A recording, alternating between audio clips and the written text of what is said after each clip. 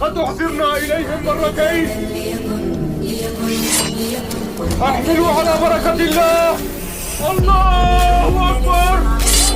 الله